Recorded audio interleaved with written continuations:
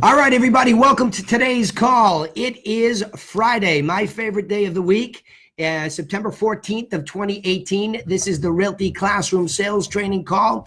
Looking forward to this one as usual.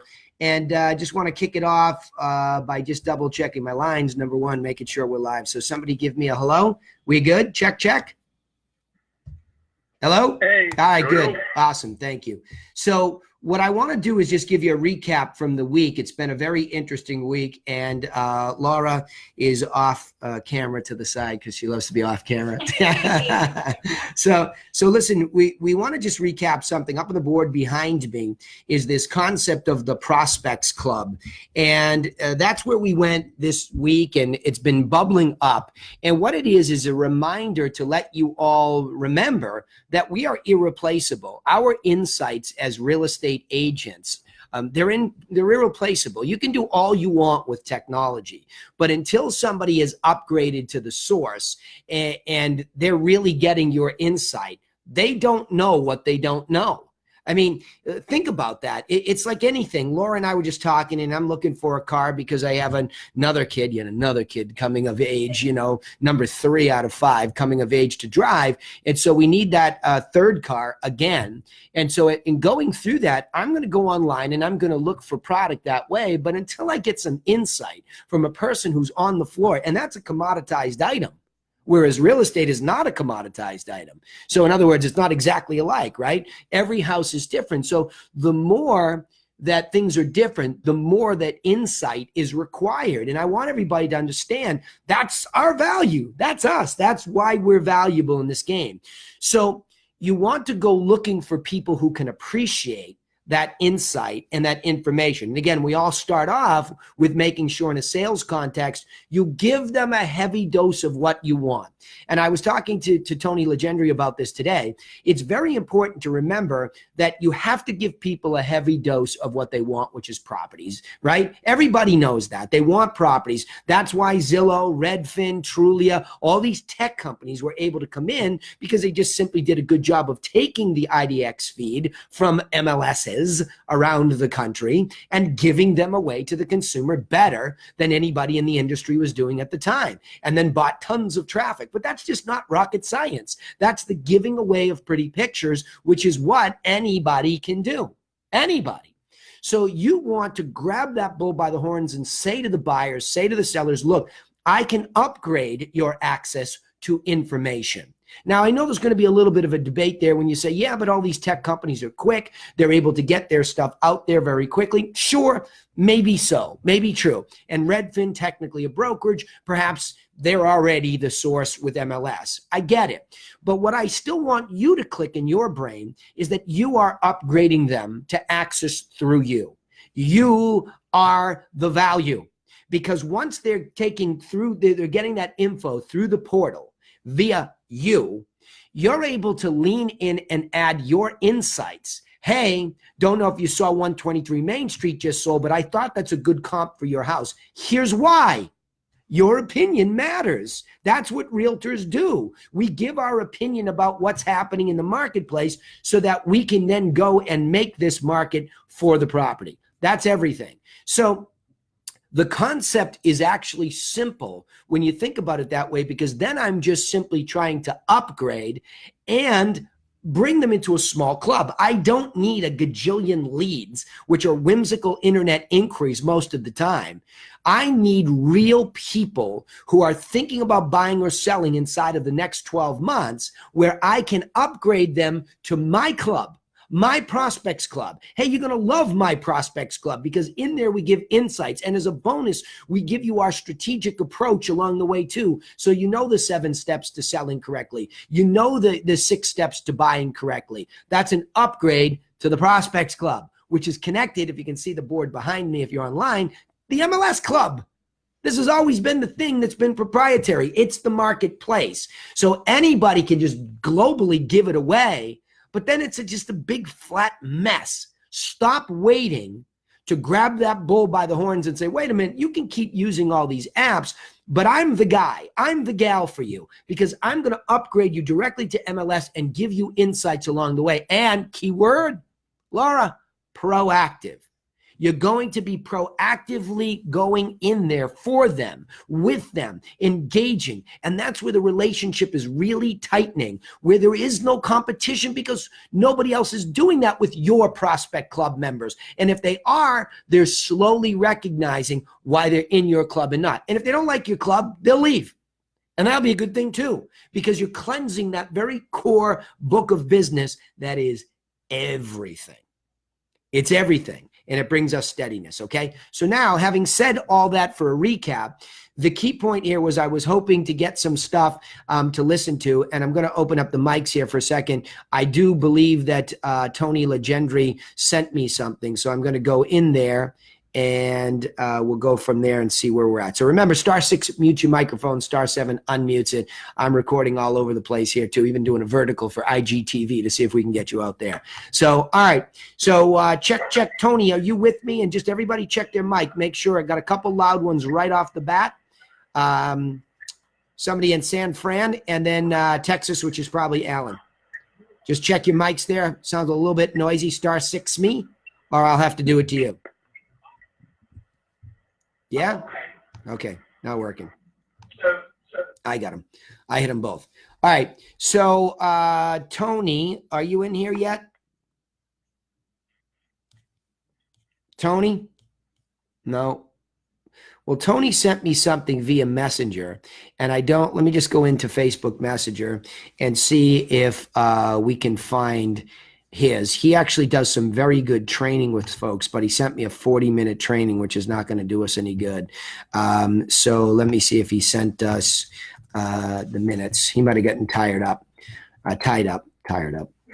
Whew, it's the greens. I tell Laura, I've been drinking a lot of greens. You see me glowing on camera today? I've turned completely red like a beet, even though I haven't had any beets. It's all been greens, super greens, very little coffee, which is even scarier. Yeah, if I start to develop a magnetic field around me, right, and I'm hyper without coffee, look out. It's a problem. All right, let's get to it. Let's open it up. I'm going to take somebody in the hot seat, and if somebody has something for me, you can go right ahead and tell me what it was. But go ahead. Somebody give me a live scenario, something I can chew on here with my greens. Check. Come on. I need full contact today. Let's go.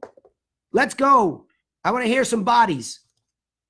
I'm here. Thank you, dude. It's like you have to save me every day. Let's go. I want to hear from everybody. And I have my own team members on here today too. So, Patrick, give me a scenario to chew on here. I know you probably don't have any recorded calls because I just put the call out request for them yesterday. But give me something to chew on here, a big challenge, whatever it might be. I mean, I love this topic. So, like, after we talked yesterday about this very thing, kind of just like having this like exclusive MLS club and just having that mindset. So after that call was done, I just jumped into some of my own sales calls, and I was surprised at how quickly I was able to take that advice, that kind of idea of, hey, I've got something great that I can help people with, that, you can get access to this stuff online, but it's just this internet overload. And you called it, it's kind of like a disaster to a lot of these internet companies because people are getting kind of like put back by it, but it's a good disaster for us because that's where we can step in and save the day. Mm-hmm. And so I actually had a lot of great conversations yesterday where I would say, hey, obviously you start off reestablishing timing. Yeah. And then when I get somebody who's actually ready to rock and roll within a year or so, whatever, I say, hey, would it be helpful if I started sending you comparable solds, as they sell in your neighborhood? Would that be helpful to you? I'd be sending them directly from the Northwest MLS, and I had a couple people say absolutely yes.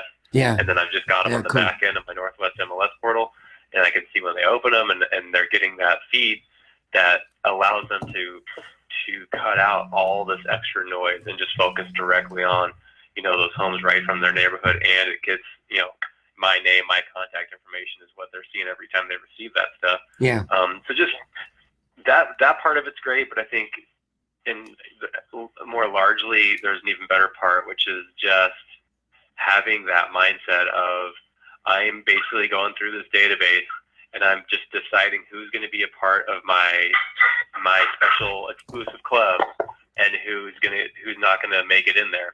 And so I'm just trying to find who are my people, who are my prospects, who wants to get engaged with me, and who doesn't. And Right. that's the name of the game with prospecting. Yeah. And so wow, just totally different sound in your voice. It's that confidence of knowing and believing. I think it's not even knowing, it's believing that what you just said is true. And there's a little snippet in there that I wanted to grab that I think is really important. And that is cutting out all the other noise. Because there's just enormous, you think about the buyer in particular, let's go there first, because that's been the big disastrous piece of the industry, is that there's almost too much access to information. So great, the internet came along and digitized all these pictures. Now I'm overwhelmed. And so I'm going to do a podcast on this too, because I already wrote it down. The irony is all of the great stuff that the internet does with access created a new problem of overwhelm. So now these people, as much as the app is awesome and everything's great there, now I'm overwhelmed with too much information. Now I can't narrow down my focus on what's most important to me. So I think that segue, believing that, and look at Patrick, do you believe that? Honestly, I'll just ask you. Laura, I'll ask you too. Do you really believe that there's too much noise out there or not? Definitely. Why? And you can In the tell case that of buyers, I'd say absolutely yes. But, in case of sellers, I think it's kind of a different piece of value that we're bringing to the table. Because when it comes to sellers, I don't think there's actually a lot of people, a lot of agents out there, or even a lot of sellers who go on apps to find solds in their neighborhood. I don't think a lot of sellers even thinking to do that. Absolutely. I think they're just sort of like, well, I've got an idea of what I feel like my house is worth. That's right. I'm just going to hold on to that. But I think with sellers, sending them those live solds is just another layer of education that we're putting on them, so that when the time comes to sell, I think we might have a more realistic person that we're working with. And it's becoming what? It's becoming more insightful. And that's your value, right? See what you just said, what you just expressed gets me hyped, because what it is you're crossing from, we keep like just floating along this ocean of information with all these pictures and this market data. That's what we price per square foot. We let the tail wag the dog. When you hear the podcast come out that I recorded yesterday after this week's calls, you're going to hear me say that. Stop letting the tail wag the dog, which is the consumer comes in exactly with what you said, a perception of value. I don't even know that I should be looking at things that sold. I don't even know what the word comparable means. We make these assumptions. Oh, I looked at the comps, and people say, oh, great. What the heck is he talking about? What is she talking about? Stop making those assumptions that the basic educational information is overrated. These people are absolutely starving for proper guidance. So slow it down, he said as he talks 100 miles an hour, right? Slow it down and say, look, I have found in my experience that I can quiet a lot of the noise. Say it, Pat, with sincerity. Right? Just say, I can quiet the noise down and thereby get you properties that sold around you. Okay? Because what that will do will give you a very hyper local specific trend. So in other words, if I'm looking at everything in a quarter mile of your house, and that's a reasonable distance from you, those solds are going to affect the hyper local market. And there's no algorithm that can take that into account that fast. But I can.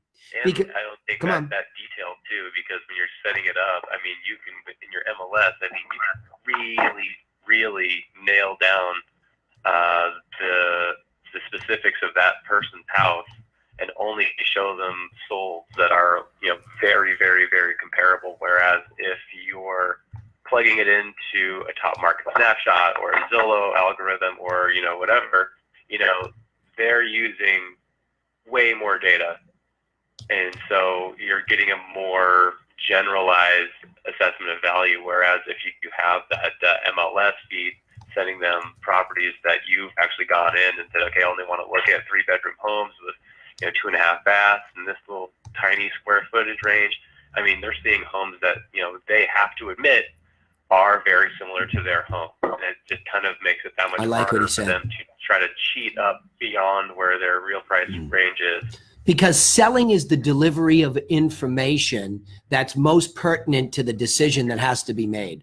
That's what selling in real estate is. People have this perception that selling is some technique that they learn. And you know where I stand. I am okay with any kind of discussion in this group and in this sales training call about scripting, because that is tactical, it is technique, and it is critically important to understand that. However, having said that, to understand the problem you're trying to solve is even more important.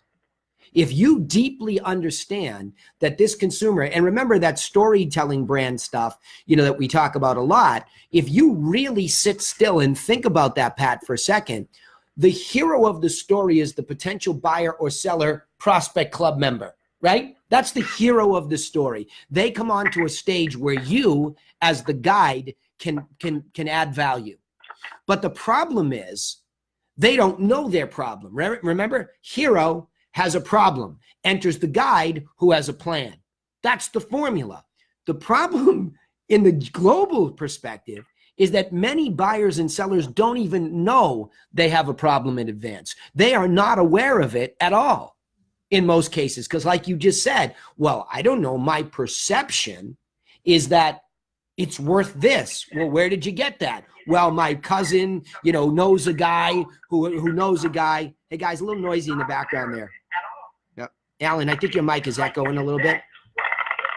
Sorry, bud, I had to mute you for a second. So I think that's the problem, is that we're leaving I'm going to use this analogy again. The tail is wagging the dog, okay? Meaning the perception of the consumer is dictating how we're doing business too often. I'm not saying always, but I want you to be cognizant of that. So how do you overcome it? You understand their problem. If they're a buyer, and they have to go through all this information and all these apps, and they're busy, and they've got kids or they've got families, and they have to run around on the weekend with the app trying to go, well, which one is open? Who wants to be taken advantage of when they buy something? Nobody. So if you don't have insightful information to help you make an informed decision, you might not even be making one. So timing, I'll argue, can be squeezed into a shorter period of time the more you hyper educate them about their situation. Does that make sense, Pat? I know Laura wants to make a comment here too, and I heard somebody say you can even go further too. Yeah, go ahead. I mean, just educating them on interest rates, and there's a number of, it's this kind of challenge that I think a lot of us come across, especially with buyers, where you've got a buyer who is interested, but they're on the fence. And, I think sometimes when people are on the fence and they don't want to make that move, I think education can actually squeeze that timeline. Sure. If you do a good job of explaining to them, how much money they're potentially going to spend more over the period of 30 years, if, they don't, if mortgage rates go up even a couple of percentage points, and those are types of things that, I know that we've had plenty of buyers that we've educated, and they still haven't done it. Right. But I think that's just something, it's another part of your whole process that needs to be, be right there in place so that you give yourself the best shot of protecting your buyers from overspending, potentially by waiting too long. Yeah. Well, right. Or doing anything wrong. And again, a sale done correctly, I believe in anything, starts with the empowerment. Hey guys, mute your mics if it's loud, okay? It starts with that empowerment of education. But Patrick, here's the rub. As much as you can become enthusiastic about the fact that you have the right stuff to give somebody, okay? I think the challenge becomes that you have to be careful to not overlook what they want in the beginning. Because if somebody doesn't hear that you're listening to them about what they want, I'm not saying that you can't overcome that, but I bet you've chased away, all of you, a lot more business than you can imagine. Because you get so educated. We come to these calls every week, and I say this all the time. We come to these calls, we give them away, we talk to everyone, look, educate people. And the question then becomes how? Okay, well, I've got plenty of how for you here. But my caveat is, That's you and I in an educational moment. You take that theory and that in-house training and you take it to the consumer, and now the consumer's in front of you and they don't know you and they have to build a relationship with you. Well, you better give them a heavy dose of what they want, and there better be a decent upgrade in there. Now, that's where everybody says, well, anybody can do that. See, I know all the excuses you all have in your heads already. Oh, anybody can do that. Anybody can upgrade them to MLS. And I think Zillow gets it out there just as fast, or Redfin's actually a brokerage. I already know what you're going to do to explain this away. But what I'm going to do is paint you into a corner where you can't get out. Here's the corner you can't get out of. You can't get out of the corner that you are unique and your insight is unique. So if you will do the studying, I told my brother today, are you on the auto updates in MLS PIN for Greater Boston, for Charlestown separately, from Back Bay Beacon Hill separately, from Waterfront North End? And he said, oh, I'm on Tim Shine. No, you can go on duplicating one of your client searches so that you're hyperactively right there. But what you're missing is the hyper local education. Like, think about what I'm saying here, Pat and Laura, since you're the only two that volunteered for my hot seat, right? Think about what I'm saying. I am saying to you that if you get hyper locally educated yourself and you see the price reductions, I can tell you right now, there's an $8.99 on Com Ave that went from it sold at $8.75. You see, I'm seeing it in my head as I look up in my head to remember, because I get that feed coming to me. And I tell people about that all the time. Hey, I'm looking in the Back Bay and Beacon Hill. I'm telling you, it's curving down. There was one on Beacon that dropped $110,000 in 2 weeks. Why did they start there to begin with?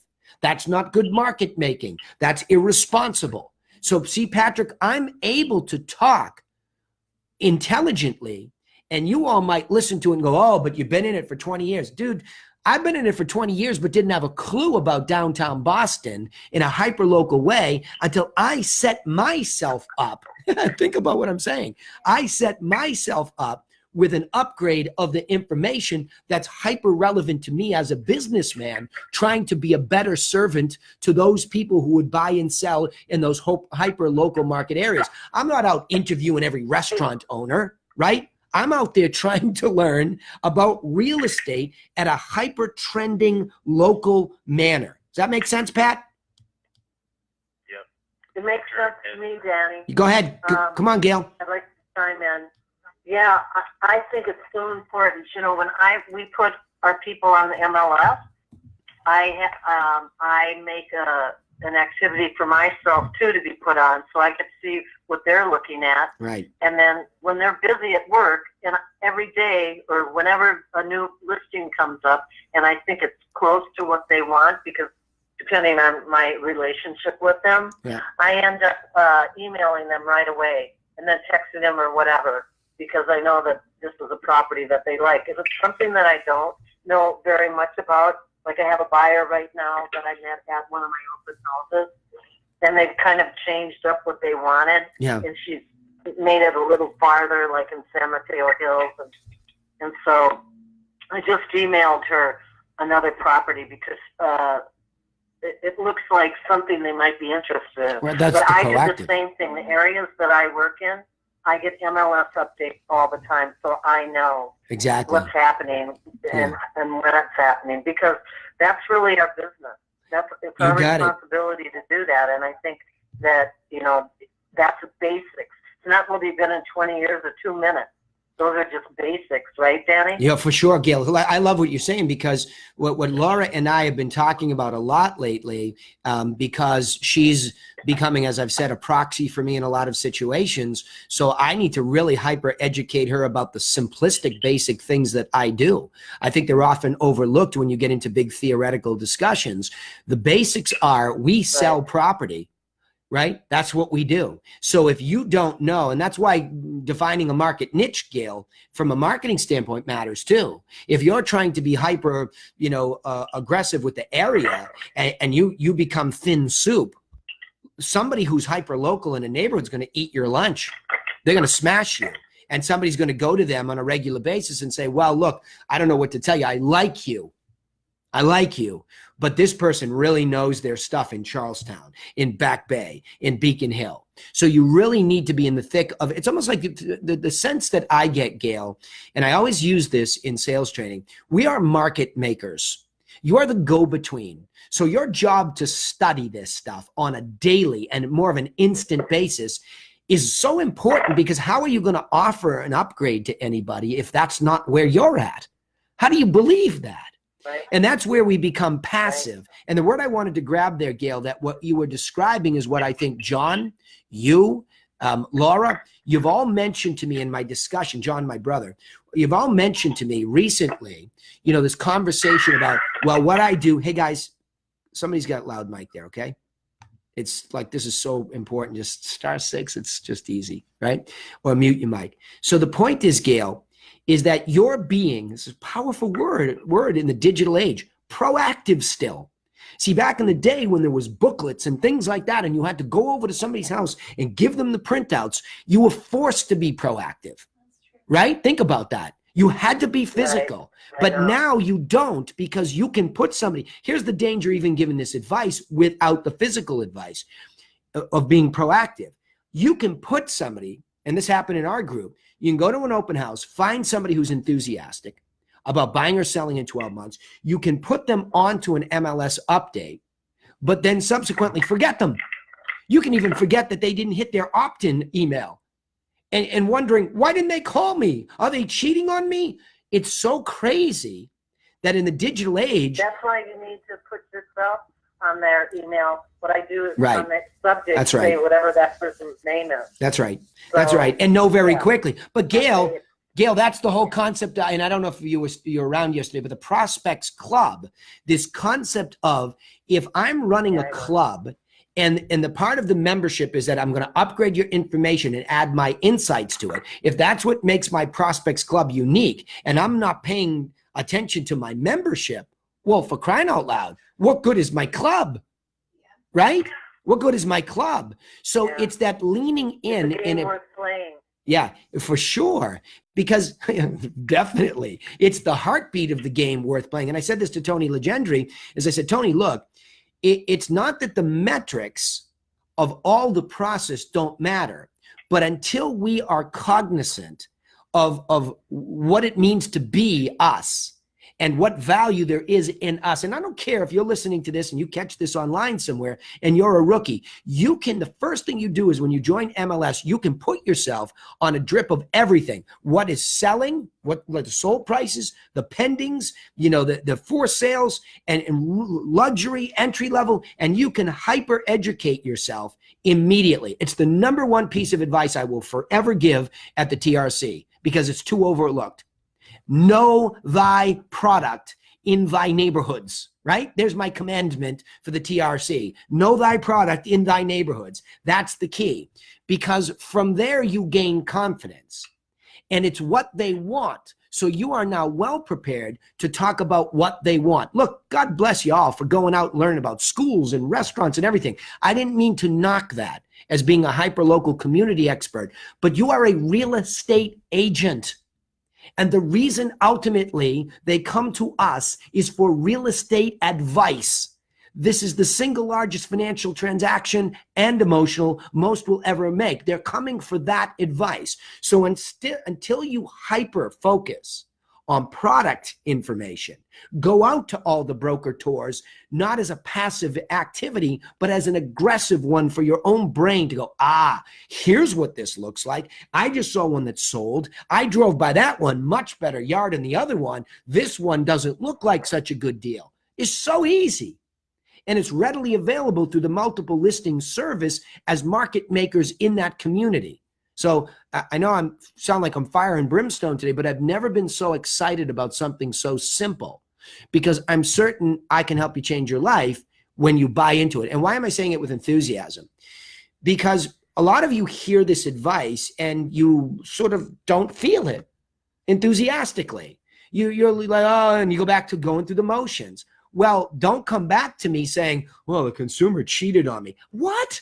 How does anybody cheat on you? They do. They do. But until you've tried to eliminate it, how can you qualify? Let me say a better way. How can you qualify saying that? And even in the case we're talking about where I just pointed to you, we did get cheated on. We didn't re-educate them. So it's still on us. See what I'm saying? The gap, the ability to go in there and close that gap and let them know at a hyper local level. All right, look, you took a year off. You're back. You need to sit with us and let's get hyper specific about what you want. Let's get hyper specific about what that buys, because here's what that info looks like. That makes sense? Yeah, you want to add to this? A lot of industries, the mentality and the underlying theme is that the consumer or customer is always right. Yes. In our industry, it's almost like the reverse, but we have to kind of get that out of our head because we're the professionals. Oh, I love this. And as your theme of like letting the tail wag the dog, it's really needs to be the opposite in real estate. Yeah. Everybody get that? I'll reiterate it just in case, because she's a little bit away from the mic here. This is Laura, by the way, sitting here 12 years into doing this, making this distinction that when I started the call, and if you joined me late, stop letting the tail wag the dog. Stop letting the buyer and seller's perception of how our business works dictate how you treat them and how you selectively try to move them, because I know what happens. You're all afraid of losing them. Well, if I say something too aggressive and I lead them, what if I push them away and they go with somebody else? No, assume that they are silently begging to be led. Yes, your technique matters. You don't club somebody over the head and say, hey, dum-dum, that's not the way it works. Here's the way it does. You don't do it like that, obviously, and I'm overstating the point. But the point is that you really want to make sure what you're doing is saying, hey, thanks for bumping into me in this context. What's most important to you about doing this? Is this something you're really going to do now? There's nothing wrong with asking somebody's timing and motivation very near to the front if there's real estate context, but very quickly not being afraid to lead. Well, I've been doing it for 2 months, but I'll tell you what, I've put myself on this, update of everything that's happening. And it's stunning. Even in those 2 months in the Back Bay, I've seen a tremendous change. I've seen, and by the way, this is a hypothetical scenario. I'm giving you rookies in case you're a rookie and you stumble upon this call, right? I want you to know that even if you're a rookie and you get hyper local and understanding this, supplemented by doing open houses, getting the real feeling for what the buyers are actually saying, right? You can be on the bleeding edge of the marketplace. I mean, some veterans don't even do that. They definitely don't do that. How many veterans will bristle when I tell them to do an open house? Yet I just booked mine for tomorrow, right? Why? That ability to be so kinesthetic. I want to feel that marketplace in my hands. I want to smell it. It drives me crazy in Boston, because we're trying to break in my book. John's already up there, but I just want to be there. I want to walk up and down the street. I want to look at the number on the door, right? I want to see how the sun hits it at 3:33 in the afternoon, right? That's how important it is to be in the product, be around the product, and to really understand it, because when you are that close to it, it is so easy to talk about it. It's incredibly easy, right? So if you're a veteran and you're so far removed from this and you still sell, let's just presume it's a veteran that sells. But even a broker owner who doesn't, okay? How do you turn to your agents in a sales training call and be relevant if you don't go out and study the product? Like, the best sales advice I can give you all today is print out a list in your hyper-local market. Where would you have loved to list 5 properties and at what price range? Put them on a piece of paper, solds, and go drive around when the call's over. And stare at them, look at them, understand them, then go back and study them in MLS, right? We're so concerned in this industry about contact information that when we finally get somebody into the prospects club, we don't even know how to talk to them. We don't even know what to talk to them about. This is mind-boggling to me. All right, commentary here. I'll get off the soapbox, but I got to get that in your heads. These are sales techniques to train yourself on what's hyper-local. Go ahead. Somebody jump in here with me, especially Kate, if you're sitting there. Somebody from my team, go ahead. Or Dino, you're there. Go. Yeah. just wanted to bring it up. You know, since I did kind of step back into the world after ranting and raving about how much I don't want to be in it, Yeah. I've noticed exactly that. You know, getting out there and having that ability to touch and feel everything that's going on. And I look at just the one listing that I worked where I actually did that quick sale a couple of weeks ago. Yeah. You know, I got one out of it. I didn't double side the deal, but I've got 13 other people who I've gone through the process with who are all qualified. Now they're not going to spend in the price range that I would really love to be working at, but 400,000 times 13 is a pretty damn good day's worth of work.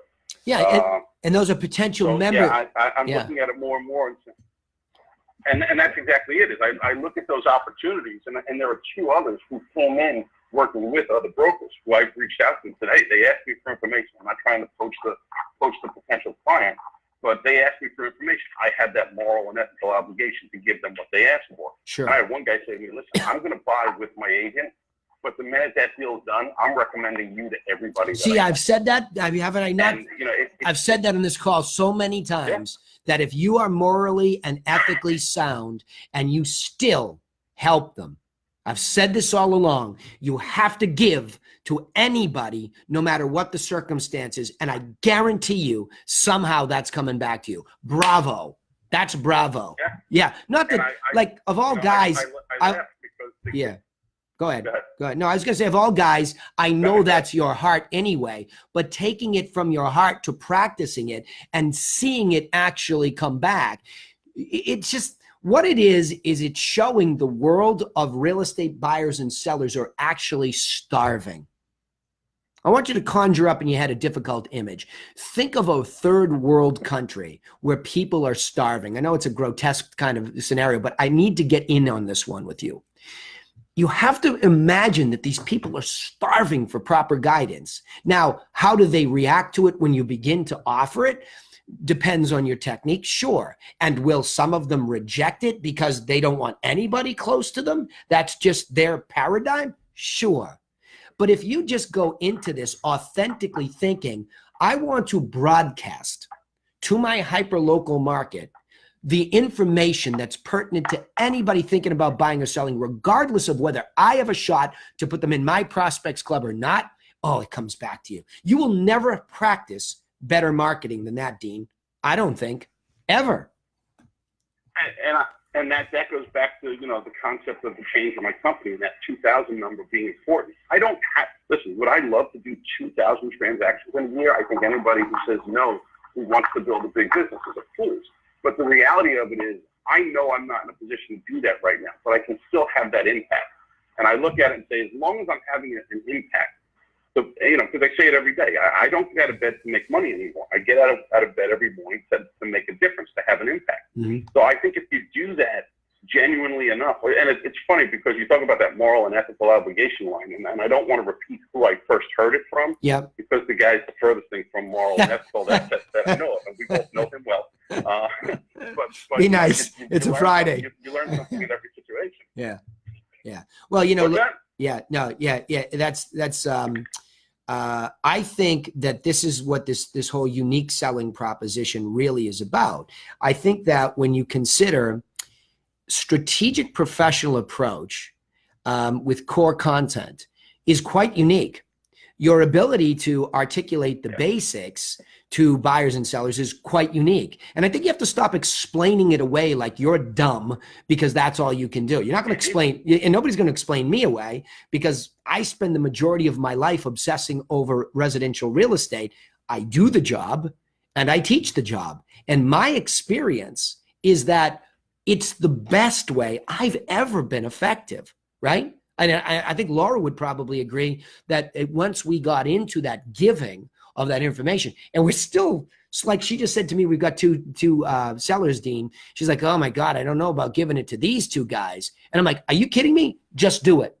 Let them tell us no. And the irony is what you're learning as we go through this is that we are doing business with an enormous amount of high Ds, especially those that come to us through the expired program. It turns out, Dean, that a lot of people, and everybody for that matter, it turns out a lot of listings that have expired, the personality type is typically high D. And they're the hardest to do what? Lead. They're the hardest to lead because high Ds, like me, when we're in that mode, we will scare you. And you will say, oh my gosh, that guy talks so fast. He already knows everything about this. Well, they How wanna lead. how am I going to do it? I will tell you the irony is, as a guy like me, I told this to Tony today. Tony's he's D, but quiet D. And he was worried about upstaging me in my own coaching format. I said, dude, you come right at me and I will qualify how much I love and care about you and you me. And that's how deep we can go in that. And I'm telling you, when you stand in that place of certainty that nobody's going to get hurt and it's authentic, no D should ever scare you. None. Because When Yeah. you prove to the high D, and when you prove it to them and you earn their trust, they Yeah. are the most loyal people in the world. they'll listen to everything you say. Yeah. Everything. And they'll do it quickly That's too. right.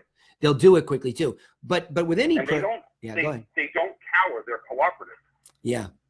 Yeah, it's weird. So, You know what I but I do. And let me go into this anecdote here because I'm going to hijack the call with Laura's own anecdote because I think it really matters about price reductions. Now, some of you might be saying, oh my gosh, I just need to get a listing before I can talk about a price reduction. I'll get there backwards. But I want to put you in the house. I asked her because this is what she does on the inside, but I'm asking her now to go outside more, to be connected with some of the difficult negotiations with agents. I said nicely, right? Difficult because personalities and emotional intelligence gets in the way. And I'm not putting anybody down. I'm just saying our emotions get in the way. She's seeing that discombobulate process.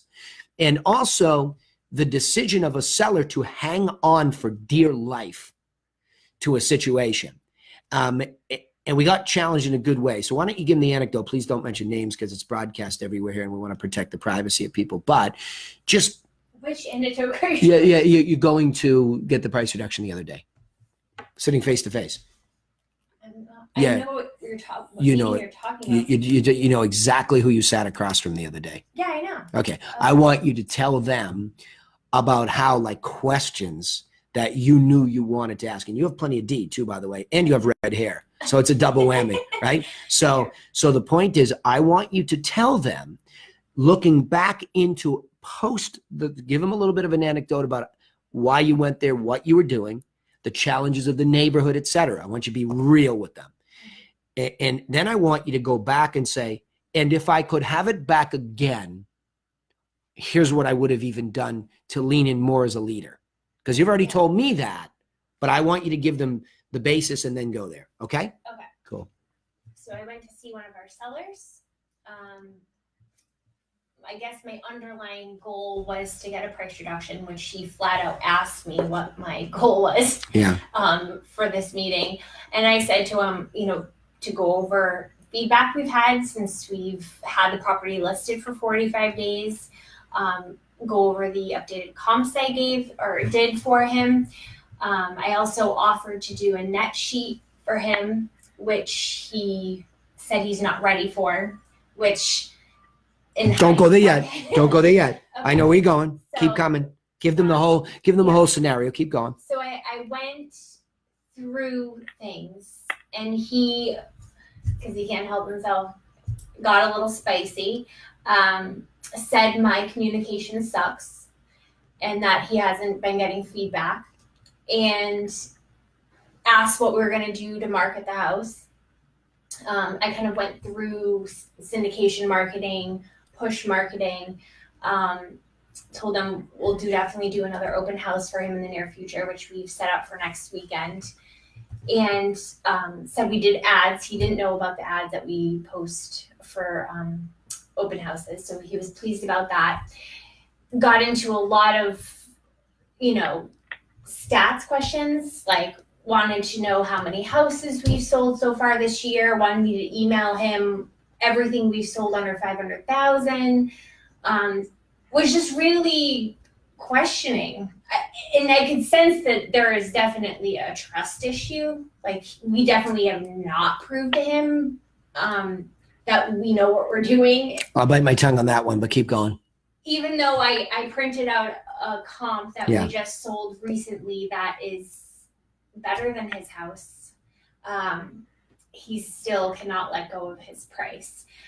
So I also asked him the scale question, on a scale from 1 to 10, how motivated you are to sell. And he goes, oh, I'm motivated, but he wouldn't give me a number.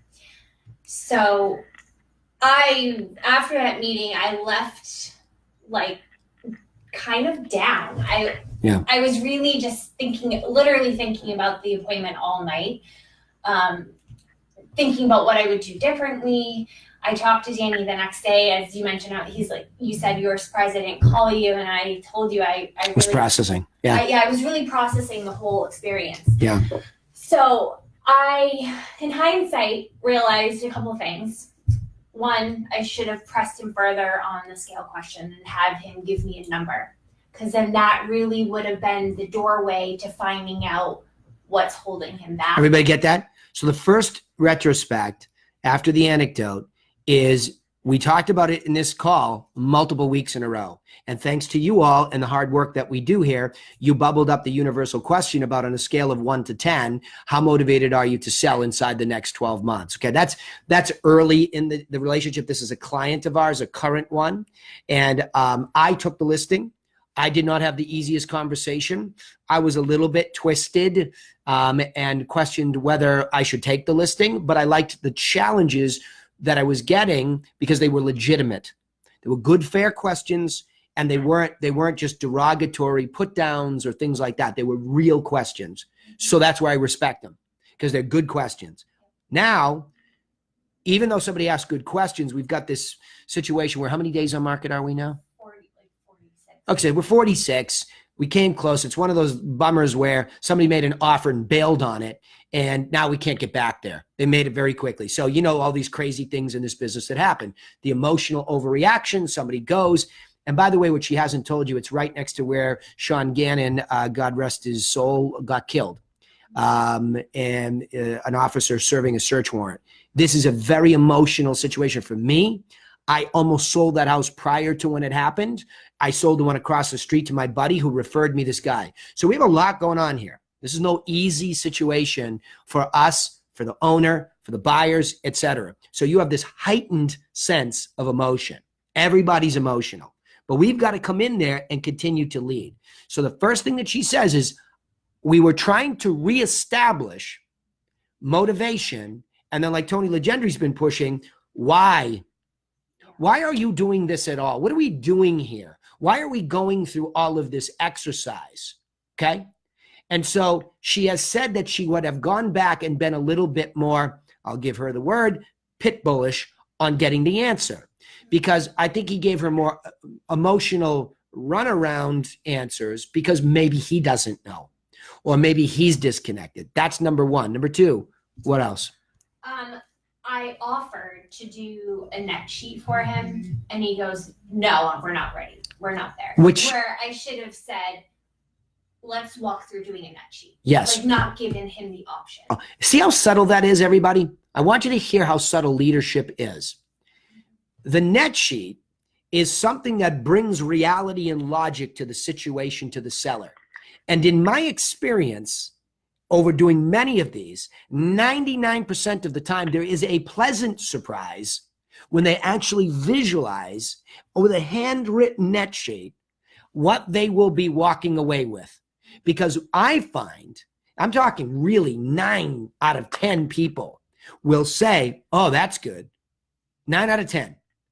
And I'm surprised that they have that reaction, because what the truth is most people have a fear-based paradigm when selling their house of the costs. That's why people are so adamant about what's your commission, what's your commission, what's your commission. Or they think they know.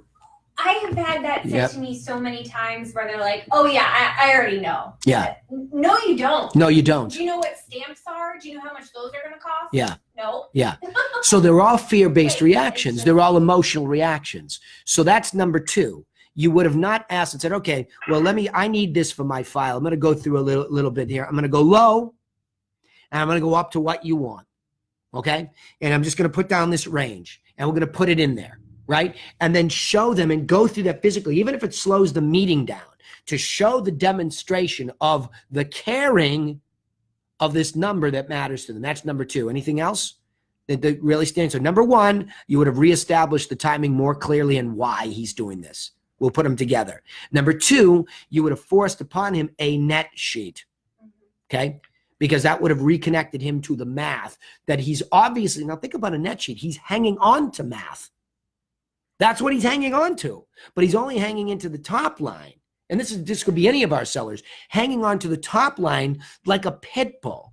And you know where else we need to do one today. Correct? Yeah. Yeah. Okay. Well, get it from him, right? Or I will. But the point is, you get that net sheet and it gets real. Anything else?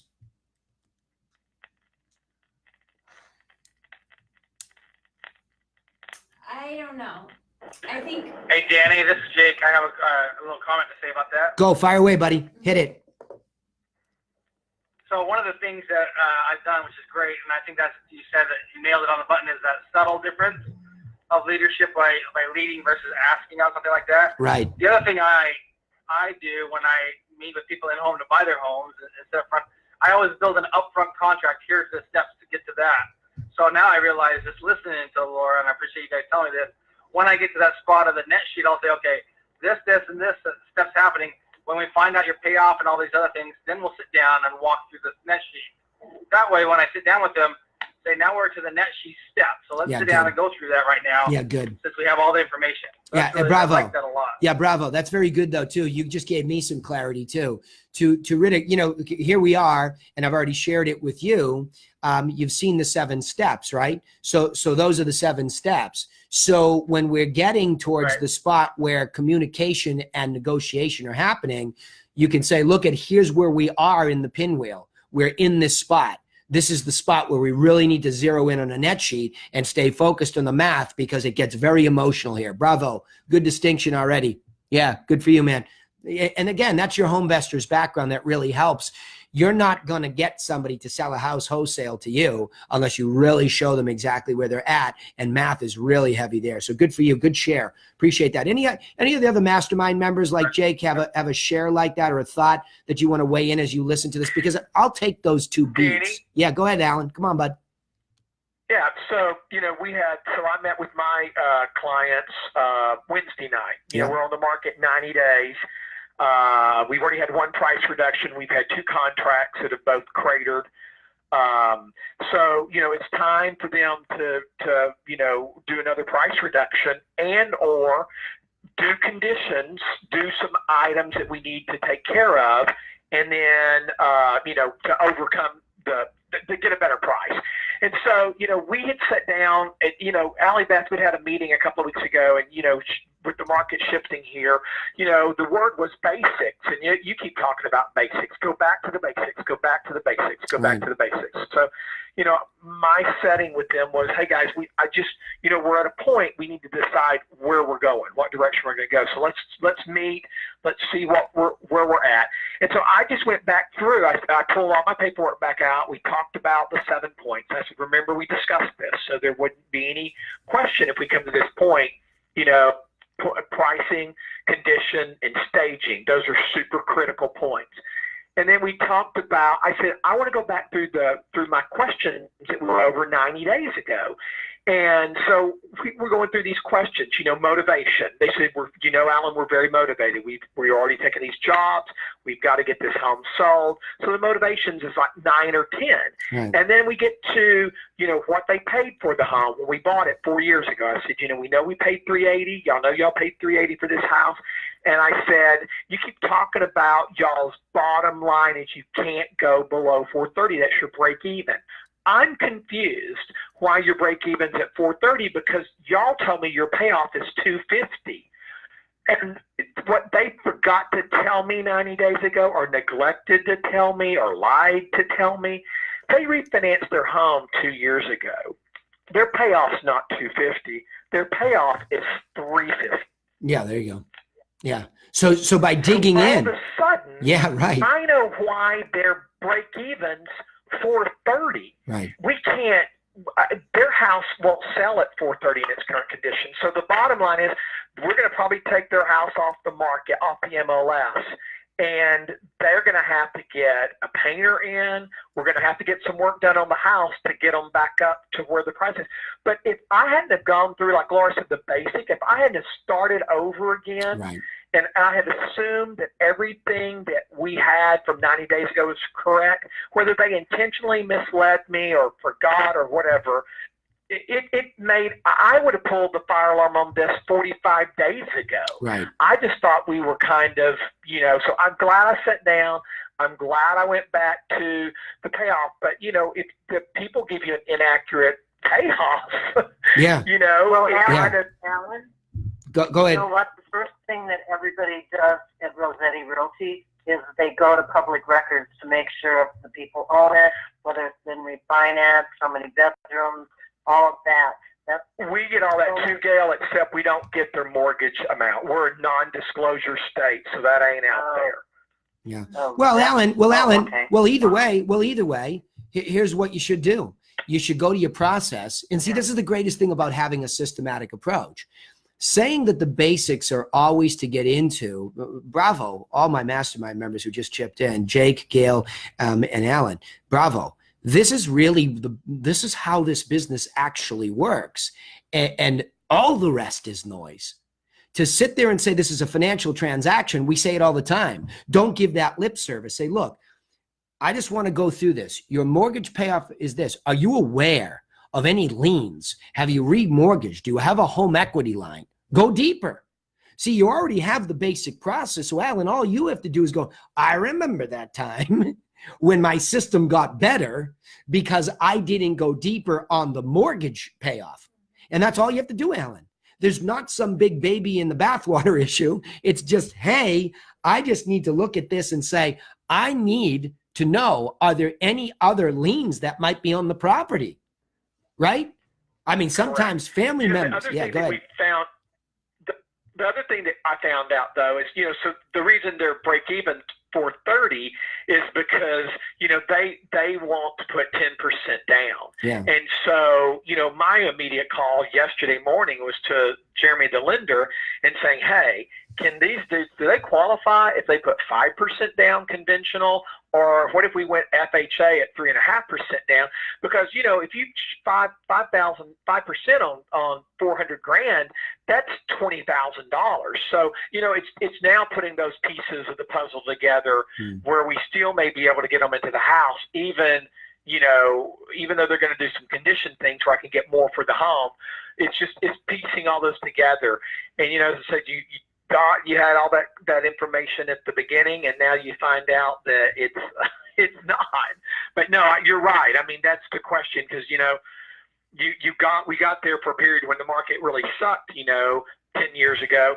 The question was, are you behind on your mortgage? Right. Right. You ask those things. Because one of the questions is there any tax liens or any judgments against the property? But yeah, you're right. That's a good question. Have you remortgaged, or do you have a second mortgage? Have you remortgaged your home? Yeah. That's a great question. Yeah. Cool. Awesome.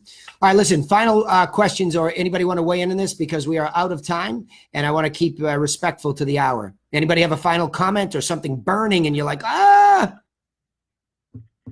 All right. Hearing none. Thank you. That's a good call because you participated. Very, very good. Bravo. We really got somewhere. Stick to the darn basics out there. Stop letting the tail wag the dog and practice leadership. Lean in.